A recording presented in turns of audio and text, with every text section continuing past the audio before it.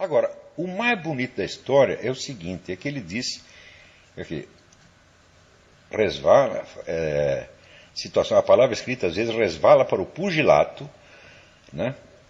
Situação nas quais ela flerta com as cenas da mais tosca briga de rua, com seus palavrões e suas acusações ad hominem. Muito bem. Só que ele escreve ad hominem com N final. N e não M. Né? Ad hominem, aqui, seu analfabeto, seu bosta. Homine é o acusativo de homo homines, terceira declinação latina. Não existe nenhum acusativo latino que termine em N. Quer dizer, vai estudar, vagabundo. Com isto aqui, você merece perder o seu emprego. Tá certo? Como é que se admite que um analfabeto desse seja professor de uma universidade e ainda se meta a líder de movimentos que visam destruir a própria universidade? O que é isto, porra? Quer dizer, você, num só parágrafo, você cita duas coisas que você não sabe o que são. A frase do Buffon, você não sabe o que é. E vem com a expressão ad hominem com N. Ora, vai lamber sabão, porra. Quer dizer, eu digo o seguinte, o Reinaldo Azevedo foi caridoso com esse cara. Porque, veja, ele vem com essa exigência de polidez.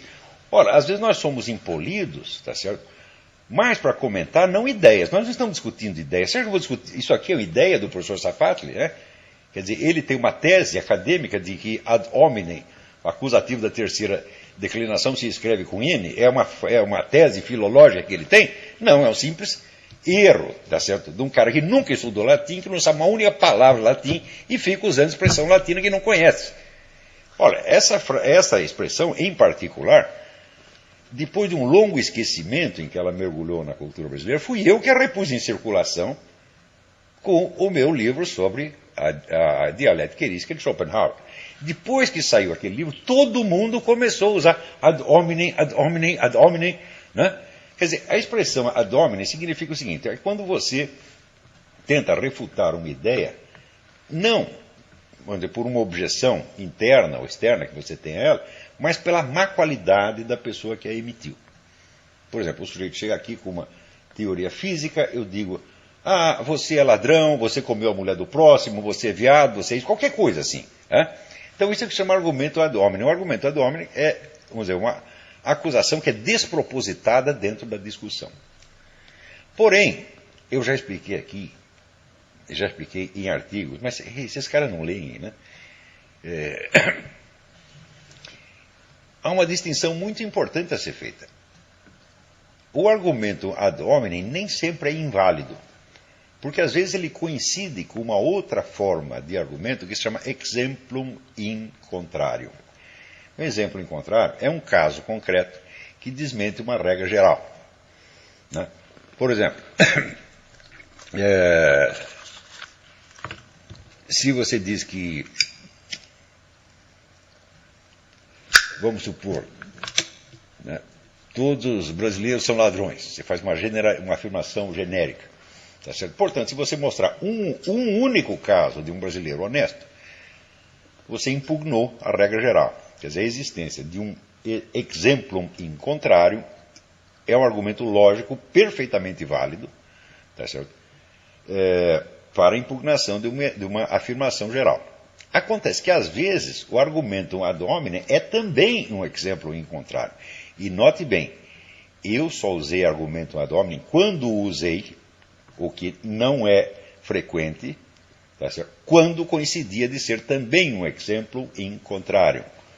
Como, por exemplo, quando Karl Marx diz que somente o proletariado pode ter uma visão objetiva da história, porque as classes anteriores eram classes exploradoras, então viam o mundo através da rede dos seus interesses, ao passo que o pobre proletariado não explora ninguém, então por isso ele pode ter uma visão objetiva da história.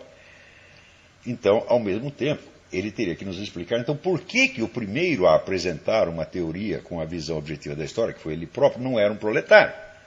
Então, neste caso, vamos dizer, o argumento ad hominem é também um exemplo in contrarium. Então, ele não é usado com propósito erístico e nem mesmo com propósito retórico, mas é usado com propósito lógico perfeitamente legítimo e científico.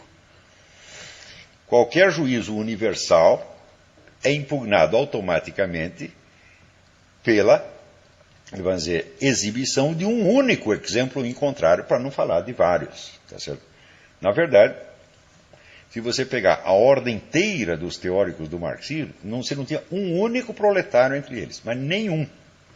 Tá certo? Então, quer dizer, como é que é o proletariado que tem a visão objetiva da história, se aqueles mesmos que estão levando ao proletariado essa visão objetiva não são proletários eles próprios? Então, a realidade da vida dessas pessoas desmente a regra geral que eles estão anunciando. Por quê? Porque ela é um exemplo em contrário que impugna essa regra. Tá certo? Então,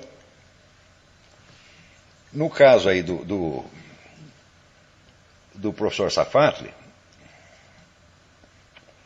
né,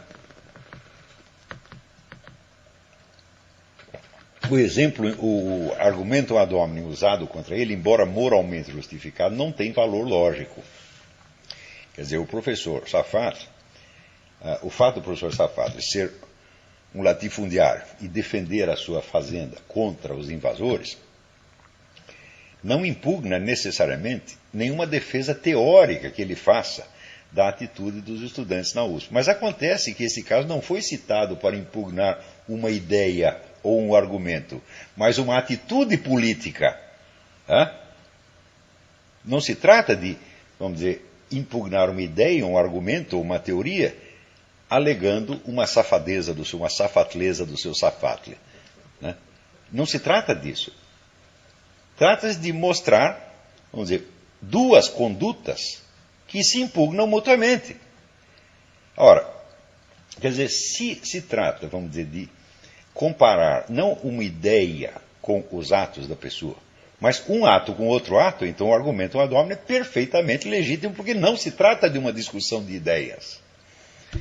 Em terceiro lugar, quando ele diz que nós perdemos o estilo quando a palavra escrita resvala para o pugilato, mostra-se ainda mais ignorante da literatura universal, tá certo? Porque alguns dos maiores estilistas da história usava a palavra exatamente como arma de pugilato.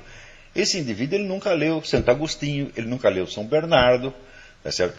Ele nunca leu William Hazlitt, ele nunca leu Georges Bernanos, ele nunca leu Leon Blois. Se você tirar desses autores o elemento de briga e de pugilato e de agressão que tem ali, acaba o estilo deles. Desaparece completamente. Né?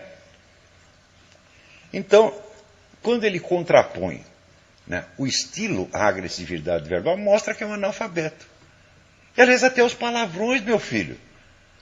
O que seria da obra do Jorge Amado se você retirasse os palavrões? O que seria da obra de Henry Miller se retirasse os palavrões? O que seria da obra de tantos outros, onde esses palavrões exercem uma função expressiva, universalmente reconhecida como legítima? Né? Outra coisa, ele não sabe sequer distinguir quando um palavrão é usado, vamos dizer, como expressão imediata de um sentimento, e quando ela é usada em maneira irônica, quando tem duplo ou triplo sentido calculado, quando é usado com aquele distanciamento artístico. Ele não sabe. Porque, olha, todos os palavrões que eu usei por escrito, aqui no programa não necessariamente, mas se algum dia eu usei algum palavrão, quer dizer, eu não me lembro de ter escrito nenhum palavrão. Mas alguma expressão assim mais branda, como pum, por exemplo. Né? O Safado ficou muito bravo porque o Reinaldo falou de pum no elevador. Né?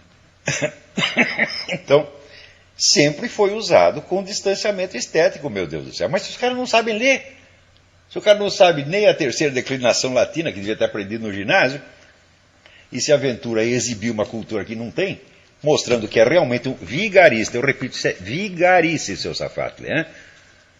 Quer dizer, não se usa uma expressão que não se compreende. Um acadêmico, um intelectual, não tem o direito de fazer isso jamais. E você está fazendo o mesmo parágrafo duas vezes, com a frase do Buffon e com este acusativo latino terminado. Porém, o texto do seu Vladimir Safatli também pode servir, porque é assim, o uso de chavão. Primeiro, ele transforma a frase de Buffon num chavão. A frase em si não é um chavão, né? Embora tenha sido milhares de vezes repetida. É uma frase que tem um sentido muito profundo e, como eu disse, inspirou inúmeros estudos estilísticos. Mas para ele, né, o estilo é o homem passa a significar a obrigação de seguir uma norma de polidez. Quer dizer, que é exatamente a total falta de estilo. Né? No Brasil, grandes escritores, né, mostraram ter tanto desprezo por isso. Você, Graciliano Ramos, inúmeras vezes, né, se referia a essas normas de polidez com um absoluto nojo. Porque um escritor de verdade não tem satisfação a prestar a isto, meu Deus do céu. Ele tem que obedecer um padrão estético muito superior a isto. Né?